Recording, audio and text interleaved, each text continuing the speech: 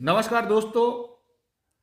हमारा समाज कई तरह की परंपराओं, कई तरह के रीति रिवाजों के साथ, कई तरह की धार्मिक मान्यताओं के साथ धीरे धीरे आगे बढ़ रहा है। इन्हीं मान्यताओं में कुछ अच्छी रीतियां भी हैं और कुछ कुरीतियां भी हैं। और ये रीति रिवाज स्वाभाविक भी हैं, परंतु समाज की इस विकास यात्रा में एक चीज है जो सभी को प्रभावित करती है, चाहे वो किसी भी तरह के रीति रिवाज, किसी भी तरह की मान्यताओं से घिरा हुआ हो, और वो है शिक्षा। शिक्षा हर एक व्यक्ति के जीवन को प्रभावित करती है। इसीलिए हमें लगा कि आज थोड़ा इसमें बात करने की जरूरत है। ये कहें कि ये नौकरी तक सीमित नहीं है, बल्कि शिक्षा समाज को आगे बढ़ाने का एक बहुत महत्वपूर्ण साधन है।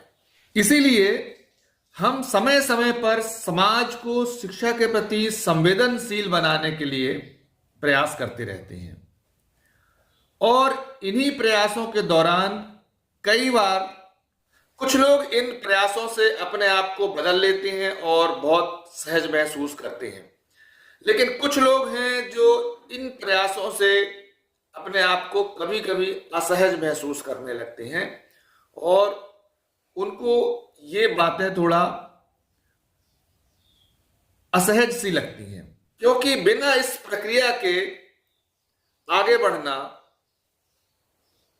संभव नहीं है। और हर एक समाज को शिक्षा की जरूरत है,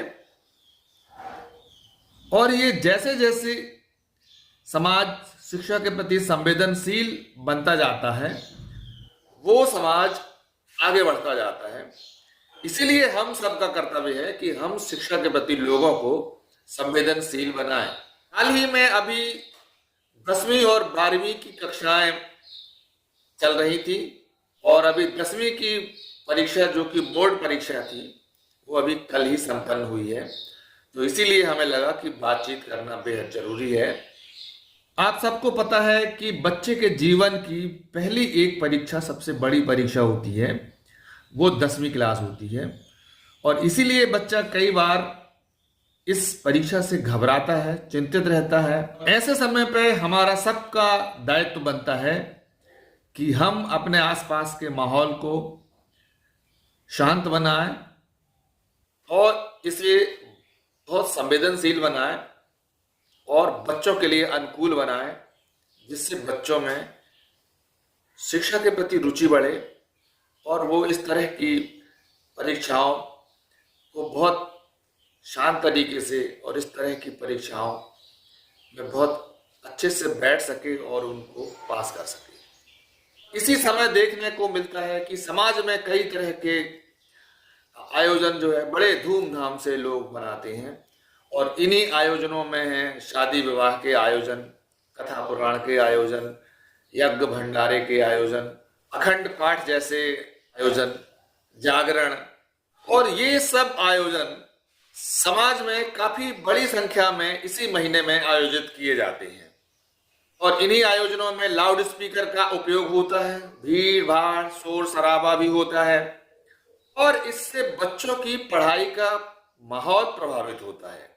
यह उन छात्रों के लिए बहुत बाधक माहौल बनता है जो छात्र अपने जीवन की इस तरह की बहुत महत्वपूर्ण परीक्षाओं की तैयारी कर रहे होते हैं। हमारा उद्देश्य समाज को यह समझाना है कि जितना महत्वपूर्ण ये सामाजिक और धार्मिक आयोजन है, शिक्षा भी जीवन के लिए और समाज के लिए उतनी ही महत्वपूर्ण है।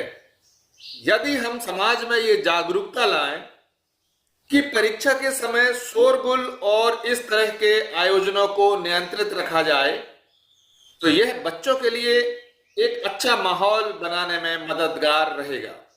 और इसीलिए हम सभी की जिम्मेदारी बनती है कि ऐसे समय पे लाउड स्पीकर और डीजे वगैरह के शोर शराबे को नियंत्रित करें और इसे कम करें। ताकि बच्चों की पढ़ाई में बाधा ना हो। दूसरा है परिवार और समाज के स्तर पर बच्चों में हौसला बढ़ाएं और उन्हें मानसिक रूप से मजबूत बनाएं। तीसरा है शिक्षा को प्राथमिकता दें, इसे समाज का एक महत्वपूर्ण मुद्दा बनाकर जागरूकता फैलाएं। चौथी बात है परीक्षा के दौरान धार्मिक और सामाजिक रीति रिवाजों को सीमित करें। कार्यक्रमों का समय ऐसा रखें जिससे बच्चों की पढ़ाई लिखाई प्रभावित न हो। अब जबकि परीक्षाएं समाप्त हो चुकी हैं, 10वीं की तो परीक्षा समाप्त हो चुकी है, अब समय आ गया है उन सभी लोगों को धन्यवाद देने का जो इस समय के दौरान बच्चों के माहौल को अच्छा बनाए रखने में जिन्होंने सहयोग दिया, में जागरूकता लाने का प्रयास भी किया है। और साथियों, यह केवल एक परीक्षा में माहौल बनाने का ही मुद्दा नहीं है, बल्कि यह मुद्दा है समाज में शिक्षा को प्राथमिकता देने का। और इसीलिए जो लोग, जो समाज है, शिक्षा को प्राथमिकता देते हैं वे जल्दी आगे बढ़ जाते हैं। और इसीलिए ये जो जागरूकता वाले कार्यक्रम होते हैं ये समाज को आगे बढ़ाने में एक सकारात्मक कदम माने जाते हैं। तो आइए इस विचार को आगे बढ़ाएं और अपने समाज को ऐसा बनाएं जहां शिक्षा को सर्वोच्च स्थान मिले, ताकि हमारा आने वाला भविष्य और उज्जवल बन सके।